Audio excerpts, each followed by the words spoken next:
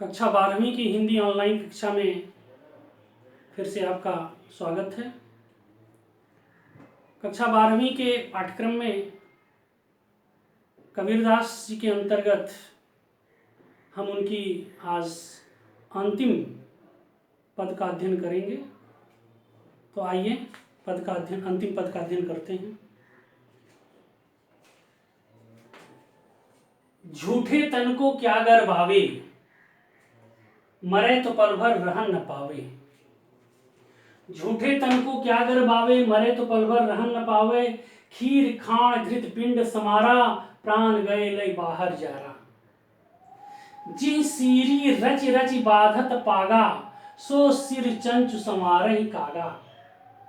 हाड़ जरे जैसे लकड़ी की झूरी, केस जरे त्रिनकी कूड़ी। कहें कबीर नर अजहु न जागे, जम का दंड मूढ़ महि लागे। तो सबसे पहले इस पद के जो है शब्दार्थ को हम देखते हैं। झूठे तन, तन माने शरीर, गर्वावे माने गर्व करना। खीर, खीर माने दूध या चावल से बना हुआ पकवान। खीर, खाण, खाण का मतलब जो है मिठाई, गुड़, मिष्ठान। खीर खाण, घृत माने घी, पिंड मतलब शरीर, प्राण गए लई बाहर जारा। जी माने जिस,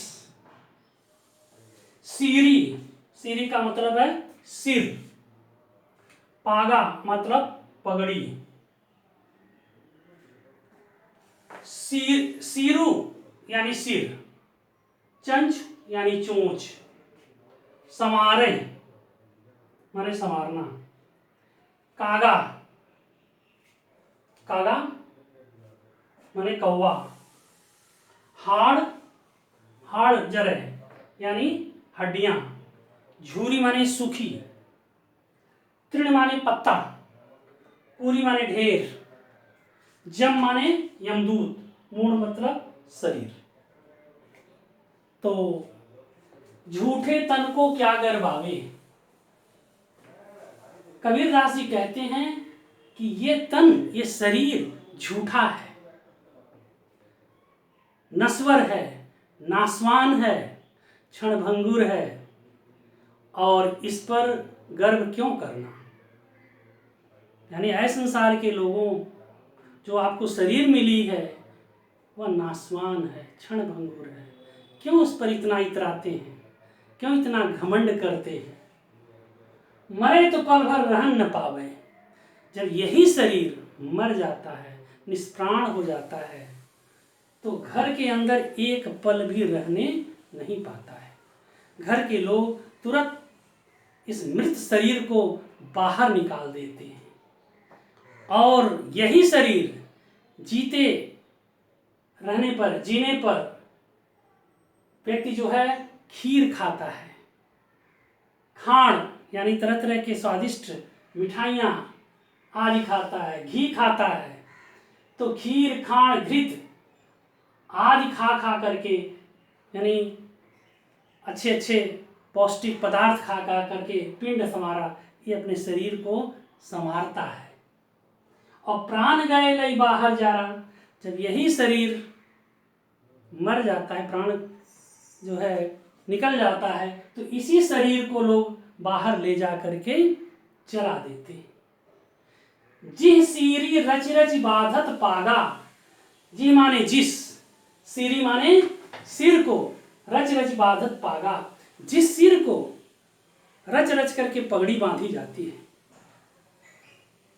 सो सिर चंचु संवारहि कागा। मरने के बाद उसी सिर को कौवा जो है अपने चोंच से संवारता है, यानी चोंच मार मार करके विद्रूप कर देता है।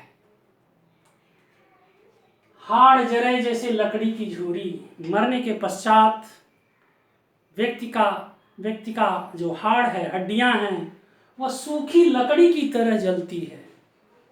केस जरे जैसे त्रिनकी कूड़ी।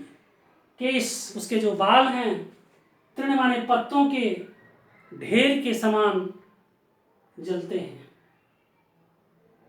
कहें कबीर नर अजह न जागे, कबीरदास जी कहते हैं कि व्यक्ति आज भी समझ नहीं पाता है, अपने शरीर अपने सौंदर्य को प्राप्त करके वह घमंड करता है और आज भी वह सचेष्ट नहीं हो रहा है। और जब भी कभी इस तरह के जो है दृश्य को वह देखता है तो मुंह फेर लेता है, कभी अपने बारे में नहीं सोचता है कि एक दिन मेरा शरीर जो है वह नष्ट हो जाएगा, कभी इसकी कल्पना नहीं करता है। और तब तक नहीं करता है जब तक जम का दूत दंड मूढ़ मही लागे, जब तक यमदूत का डंडा उसके सिर पर नहीं आ जाता है, यानी मौत जब तक उसके सिर पर नहीं आ जाती है तब तक व्यक्ति सचेष्ट नहीं होता है, वो नहीं जान पाता है कि शरीर को का परित्याग कर देना है। अर्थात कबीरदास जी कहते हैं कि शरीर को लोग हद से ज़्यादा प्राथमिकता देते हैं, लेकिन इस पर घमंड नहीं करना चाहिए क्योंकि यह नाशवान है।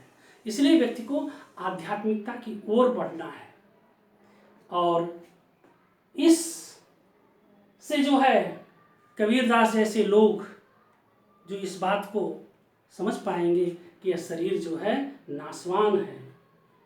छित जल पावक गगन समीरा, पंच रचित या अधम शरीरा, ये शरीर अधम है, एक दिन पंच तत्वों में विलीन हो जाएगा। और हमें परमार्थ की सोचना चाहिए, हमें जो है अपनी मुक्ति के मार्ग को सोचना चाहिए और जिसको यह ध्यान रहेगा वह सतत जो है अपनी मुक्ति के मार्ग के लिए प्रयास करेगा। और कबीरदास जी कहते हैं कि हमें यही करना चाहिए कि ईश्वरत्व की प्राप्ति में हमें निरंतर लगा रहना चाहिए। धन्यवाद।